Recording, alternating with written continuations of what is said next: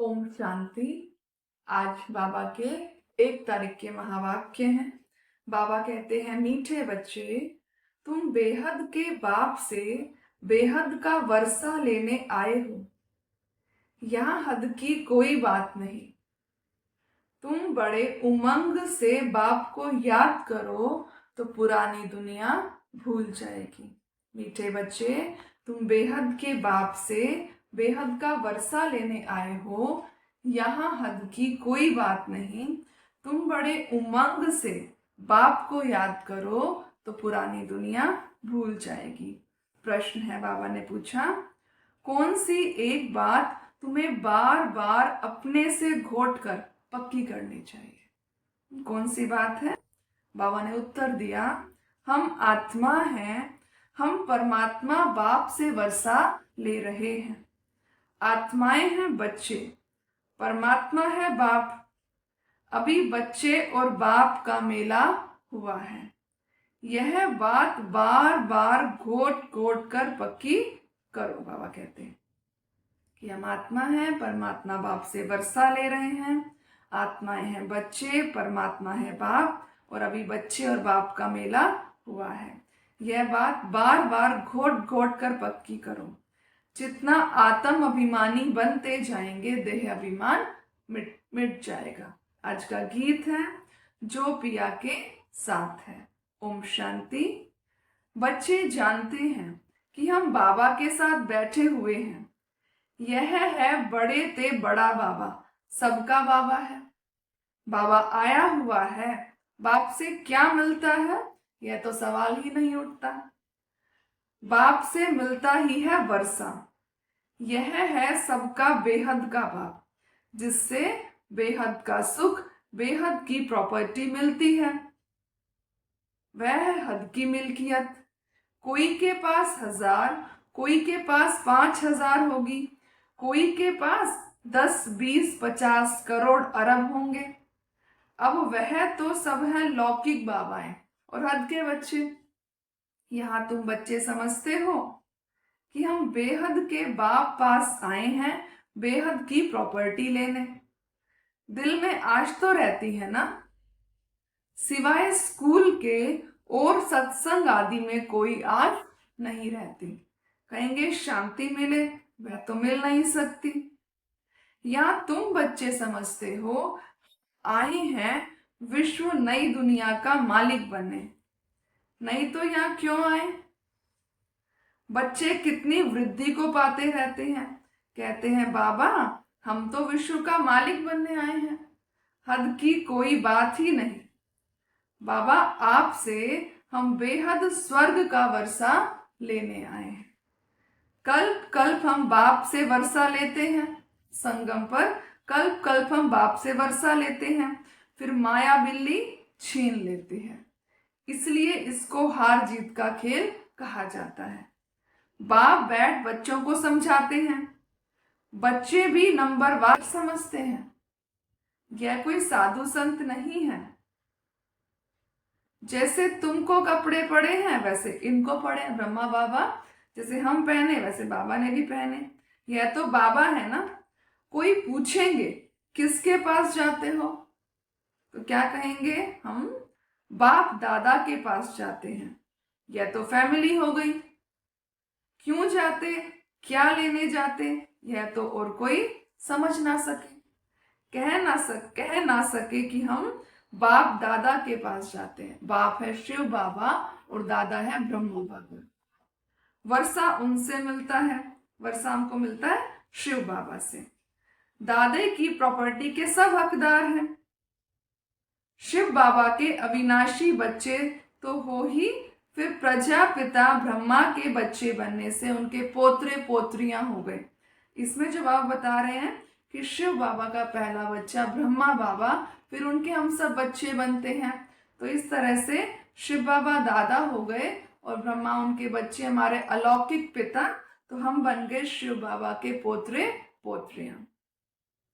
अभी तुम जानते हो हम आत्मा हैं, यह तो बहुत पक्का घोटना चाहिए। हम आत्माएं परमात्मा बाप से वर्षा लेते हैं। हम आत्माएं बाप से आकर मिले हैं, आगे तो शरीर का भान था, पहले हमें शरीर का भान था। फलाने फलाने नाम वाले ही प्रॉपर्टी लेते हैं। अभी तो हैं आत्माएं, परमात्मा से वर्षा लेते हैं। आत्माएं हैं बच्चे, परमात्मा है बाप। बच्चे और बाप का बहुत समय के बाद मेला लगता है, पूरे कल्प में बहुत समय के बाद, माना कलयुग के अंत में संगम पर एक ही बारी लगता है। भक्ति मार्ग में फिर अनेक आर्टिफिशियल मेले लगते रहते हैं। सच्चा मेला तो है ना आत्मा और परमात्मा का। यह है सबसे वंडरफुल मेला। आत्माएं परमात्मा अलग रहे बहुकाल। कौन अलग रहे बाबा से, परमात्मा से? तुम आत्माएं। यह भी तुम समझते हो, हम आत्माएं अपने स्वीट साइलेंस होम में रहने वाली है। अभी यहाँ पाठ बजाते बजाते थक गए हैं तो सन्यासी गुरु आदि के पास जाकर शांति मांगते हैं। समझते हैं वह घर बार छोड़ जंगल में जाते हैं, उनसे शांति मिलेगी, परंतु ऐसे है नहीं। अभी तो सभी कहाँ आ गए? शहर में आ गए बाबा कहते हैं, साधु सन्यासी भी। जंगल में गुफाएं खाली पड़ी हैं, गुरु बनकर बैठे हैं। नहीं तो उन्हों को निर्वर्ती मार्ग का ज्ञान दे। बाबा क्या कहते हैं, जो साधु सन्यासी सब कहाँ बैठे? जंगल में थे, अब कहाँ आ गए? शहर में आ गए। नहीं तो उनको कौन सा ज्ञान देना चाहिए? निर्वर्ती मार्ग का ज्ञान दे, पवित्रता सिखलानी है। आजकल तो देखो शादियां कराते रहते हैं। तुम बच्चे तो अपने योग बल से अपनी कर्मेंद्रियों को वश में करते हो। कर्मेंद्रियां योग बल से शीतल हो जाएंगी। कर्मेंद्रियों में चंचलता होती है ना। बाबा कहते अब क्या करना है? कर्मेंद्रियों पर जीत पानी है। कैसे? योग बल से। जो कोई चंचलता ना चले, सिवाय योग बल के कर्मेंद्रियों का वश होना, बाबा कहते इम्पॉसिबल है। बाप कहते हैं कर्मेंद्रियों की चंचलता योग बल से ही टूटेगी।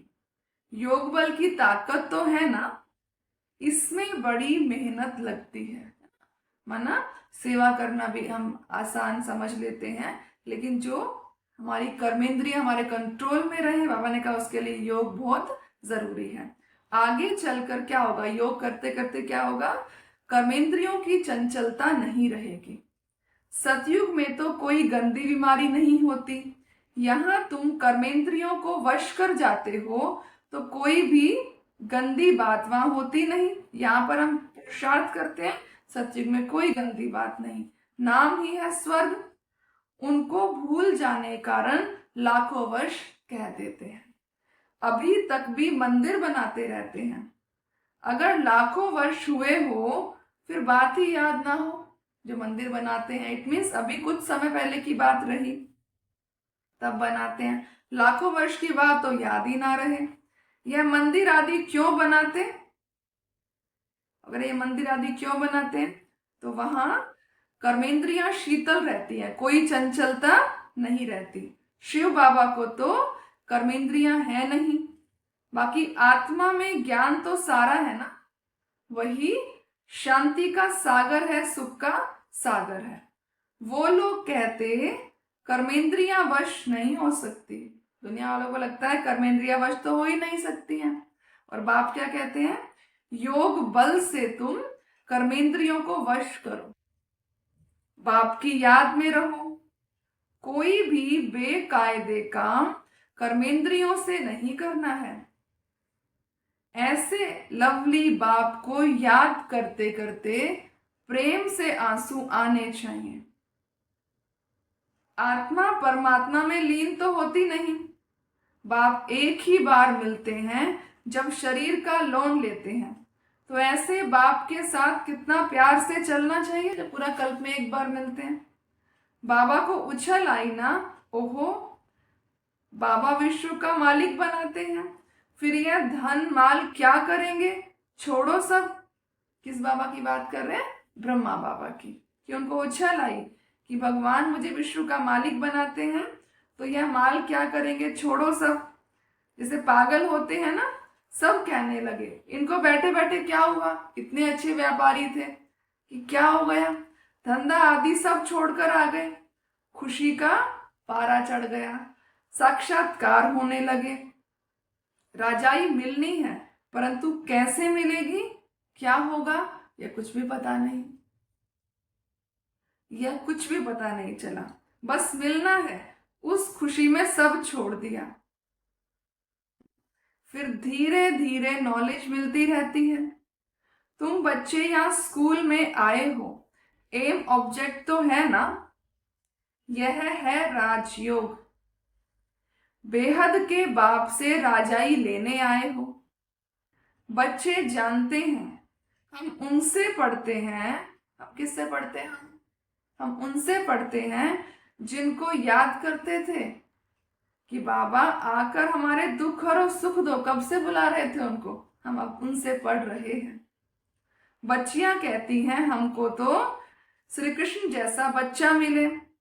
अरे वह तो कहाँ मिलेगा, और कहते बैकुंठ में मिलेगा ना, कृष्ण बैकुंठ का है, उनको तुम झुलाते हो तो उन जैसा बच्चा तो बैकुंठ में ही मिलेगा ना। अभी तुम बैकुंठ की बादशाही लेने आए हो, वहां जरूर प्रिंस प्रिंसेस ही मिलेंगे। पवित्र बच्चा मिले, यह आश भी पूरी होती है सतयुग में। यूं तो प्रिंस प्रिंसेस यहां भी बहुत हैं, परंतु नरकवासी हैं। तुम चाहते हो स्वर्गवासी हो, ऐसा बच्चा मिले। पढ़ाई तो बहुत सहज है। बाप कहते हैं तुमने बहुत भक्ति की है, धक्के खाए हैं, तुम कितना खुशी से तीर्थों आदि पर जाते हो, अमरनाथ पर जाते हैं। समझते हैं शंकर ने पार्वती को अमर कथा सुनाई। अमरनाथ की सच्ची कथा तो तुम अभी सुनते हो, हम है ना पार्वती, और बाबा में कथा सुना रहे हैं, तो अमरनाथ की सच्ची कथा तुम अभी सुनते हो। यह तो बाप बैठ तुमको सुनाते हैं। तुम आए हो बाप के पास, जानते हो यह भाग्यशाली रथ है। ब्रह्मा का रथ भाग्यशाली रथ है, इसने यह लोन पर लिया है। हम शिव बाबा के पास जाते हैं, उनकी ही श्रीमत पर चलेंगे। कुछ भी पूछना हो तो बाबा से पूछ सकते हो। कहते हैं बाबा हम बोल नहीं सकते, यह तो तुम पुरुषार्थ करो, इसमें बाबा क्या कर सकते हैं। कई बच्चे कहते हैं बाबा हम बोल नहीं सकते, तो उनका तुम पुरुषार्थ करो, बाबा ने विधि बता दी है, हमें पुरुषार्थ करना है। बाप तुम बच्चों को श्रेष्ठ बनने का सहज रास्ता बताते हैं। एक तो कर्मेंद्रियों को वश करो, दूसरा दैवी गुण धारण करो। कोई गुस्सा करे तो सुनो नहीं, एक कान से सुन दूसरे से निकाल दो। जो इविल बात पसंद ना आए उसे सुनो ही नहीं, मना सुनते हुए नहीं सुनना है।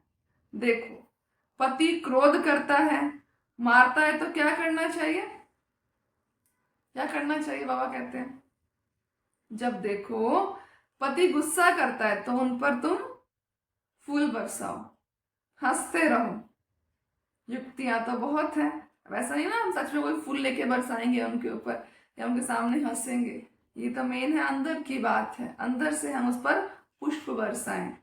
ये आत्मन आप कितना अच्छा, गुस्सा करके हमारा शीतलता हमारी बढ़ रही है, सहनशीलता बढ़ रही है, हिसाब किताब पूरा हो रहा है, और अंदर से खुश रहना है, हंसते रहना है। युक्तियां तो बहुत है, कामेशु क्रोधेशु होते हैं ना, अबलाएं पुकारती है, एक द्रौपदी नहीं सब हैं। अब आप आए हैं नग्न होने से बचाने। बाप कहते हैं इस मृत्यु लोक में यह तुम्हारा अंतिम जन्म है। हम तुम बच्चों को शांति धाम ले जाने आया हूं, वहां पतित आत्मा तो जा ना सके, इसलिए मैं आकर सबको पावन बनाता हूं। जिसको जो पाठ मिला हुआ है वह पूरा कर, अब सबको वापस जाना है। सारे झाड़ का राज बुद्धि में है, बाकी झाड़ के पत्ते थोड़े कोई गिनती कर सकते हैं। तो बाप भी मूल, मतलब कितनी आत्माएं वो तो हम नहीं बता सकते ना, अगर तो बाप भी मूल बात समझाते हैं। बीज और झाड़, बीज है शिव बाबा और पूरे झाड़ की नॉलेज बाबा ने हम बच्चों को दे दी। बाबा कहते बाकी मनुष्य तो ढेर हैं, एक एक के अंदर को थोड़ी बैठ जानेंगे। लेकिन क्या समझते हैं मनुष्य कि भगवान तो अंतर्यामी है, हर एक के अंदर की बात को जानते हैं। यह सब है अंधश्रद्धा। बाप कहते हैं हम तुमको बुलाते, तुम हमको बुलाते हो कि आकर हमको पतित से पावन बनाओ, राजयोग सिखाओ, है ना। हम सब ने बाबा को बुलाया, अभी तुम राजयोग सीख रहे हो। बाप कहते हैं मुझे याद करो। बाप यह मत देते हैं ना, बाप की श्रीमत और गत सबसे न्यारी है। मत यानी राय, जिससे हमारी सदगति होती है। वही एक बाप हमारी सदगति करने वाला है, दूसरा ना कोई। माना एक शिव बाबा की मत ही हमें पार करने वाली है, और किसी की मत, ना मनमत ना परमत। इस समय ही बुलाते हैं, सतयुग में तो बुलाते नहीं हैं। अभी ही कहते हैं सर्व का, सबकी सदगति करने वाला एक राम है। जब माला फेरते हैं तो फेरते फेरते जब फूल आता है तो उनको राम कह आंखों पर लगाते हैं। जपना है एक फूल को, बाकी है उनकी पवित्र रचना। हम जानते हैं ना, जो माला है तो बाबा के जो श्रेष्ठ पवित्र बच्चे हैं, आत्माएं, उनकी यादगार है। माला को तुम अच्छी रीति जान गए हो, जो बाप के साथ सर्विस करते हैं उनकी यह माला है। शिव बाबा को रचता नहीं कहेंगे, रचता कहेंगे तो प्रश्न उठेगा कि कब रचना की। लेकिन बाबा को तो बोलते हैं बाबा रचयिता है, लेकिन बाबा कह रहे हैं उनको रचता नहीं कहेंगे। पर वास्तव में बाबा रचता किस प्रकार से है, जैसे कुम्हार होता है ना, मिट्टी से घड़े बनाता है, मिट्टी नहीं बनाता, मिट्टी से घड़े बनाता है। ऐसे ऐसे ही बाबा सृष्टि को दोबारा नहीं बनाते खत्म करके, सृष्टि को हम सबको पावन बनाते हैं, पतित से पावन बनाते हैं, तो हम उसे रचयिता बोल देते हैं। तो बाबा कहते हैं प्रजापिता ब्रह्मा भी संगम पर ही ब्राह्मणों को रचते हैं ना। शिव बाबा की रचना तो अनादि है ही, सिर्फ पतित से पावन बनाने लिए बाप आते हैं। अभी तो है पुरानी सृष्टि, नई में रहते हैं देवताएं। अब शूद्रों को देवताएं कौन बनाए, अभी तुम फिर से बनते हो। जानते हो बाबा हमको शूद्र से ब्राह्मण, ब्राह्मण से देवता बनाते हैं। अभी तुम ब्राह्मण बने हो देवता बनने के लिए। क्या बने अभी हम? ब्राह्मण। क्या बनने के लिए? देवता बनने के लिए। और सृष्टि रचने वाला हो गया ब्रह्मा, जो सृष्टि है मनुष्यों की उसको रचने वाला हो गया ब्रह्मा। जो कौन है ब्रह्मा के लिए क्या बोलते हैं? जो इस सृष्टि का हेड है, सृष्टि है मनुष्यों की, उसका हेड कौन है? ब्रह्मा। बाकी आत्माओं का अविनाशी बाप शिव तो है ही। यह सब नई बातें तुम सुनते हो।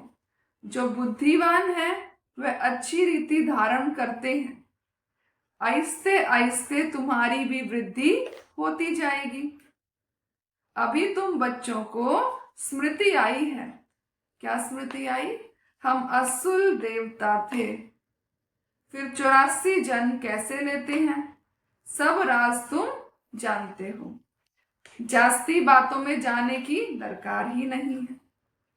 बाप से पूरा वर्षा लेने के लिए मुख्य बात बाप कहते हैं। क्या कहते हैं बाबा? एक तो मुझे याद करो, दूसरा क्या कहते हैं बाबा?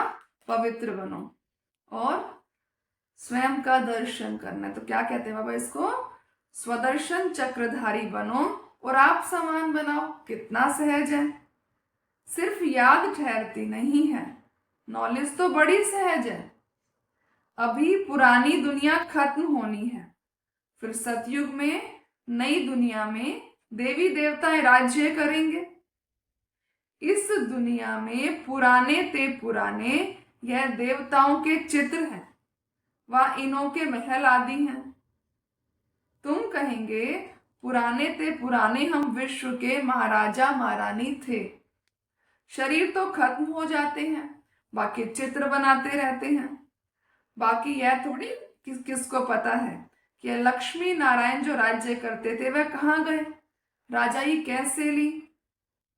बुढ़ला इतने मंदिर बनाते परंतु जानते नहीं, पैसे मिलते जाते हैं और बनाते रहते हैं। समझते हैं यह देवताओं की कृपा है। एक शिव की पूजा है अव्यभिचारी भक्ति ना, एक शिव को याद करते माना अव्यभिचारी भक्ति है। ज्ञान देने वाला तो ज्ञान सागर एक ही है, बाकी है भक्ति मार्ग। ज्ञान से आधा कल्प सद्गति होती है, फिर भक्ति की दरकार नहीं रहती। ज्ञान, भक्ति, वैराग्य। अब भक्ति से पुरानी दुनिया से वैराग्य। पुरानी अब खत्म होनी है, इसमें आसक्ति क्या रखें।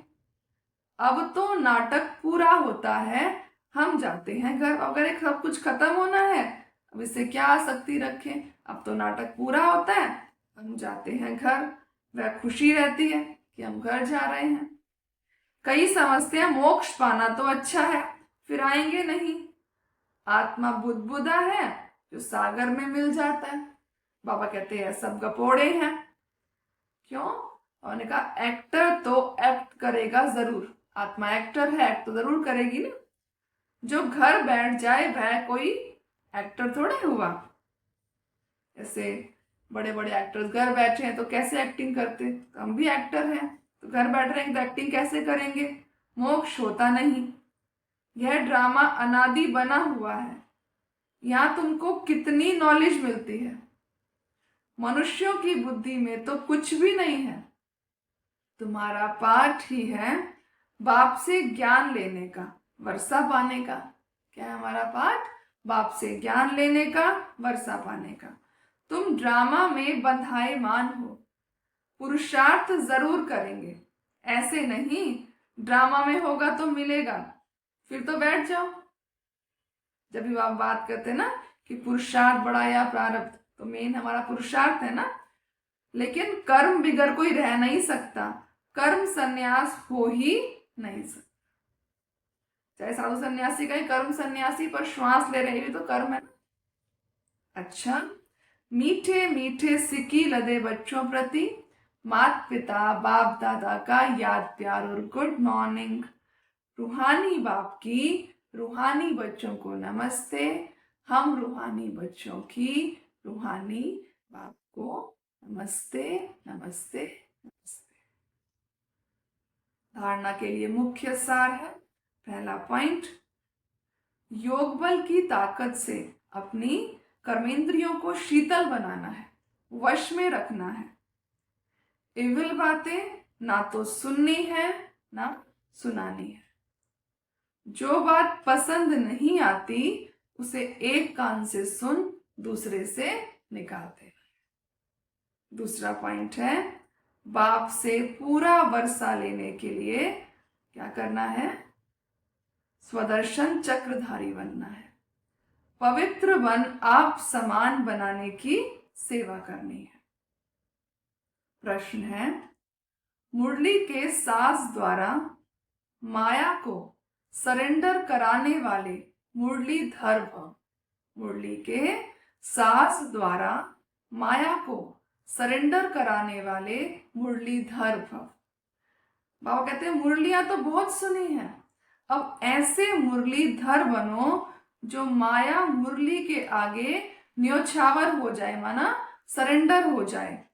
मुरली के राज का साज अगर सदैव बजाते रहो तो माया सदा के लिए सरेंडर हो जाएगी। मुरली के राज का साज माया का मुख्य स्वरूप कारण के रूप में आता है कि ये क्यों हुआ, कैसे हुआ। जब मुरली द्वारा कारण का निवारण मिल जाएगा तो माया सदा के लिए समाप्त हो जाएगी। कारण खत्म और माया खत्म। तो बाबा ने क्या बताया, जब मुरली सुनते हैं तो वह मुरली में बहुत गहरे राज हम बच्चों के सामने खोलते हैं, जो कारण बुद्धि में आता है बाबा उसका निवारण देते हैं। तो मुरली को हम जब चिंतन करते हैं, आत्मसात करते हैं पॉइंट्स को, तो क्या होगा? वो कहते कारण खत्म अर्थात माया खत्म। स्लोगन है, अनुभवी स्वरूप बनो तो चेहरे से खुश नसीबी की झलक दिखाई देगी। अनुभवी स्वरूप बनो तो चेहरे से खुश नसीबी की झलक दिखाई देगी।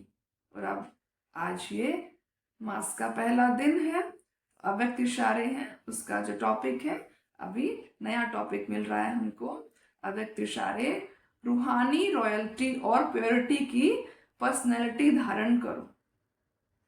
बाबा कहते हैं संगम युगी ब्राह्मण जीवन की विशेषता पवित्रता है।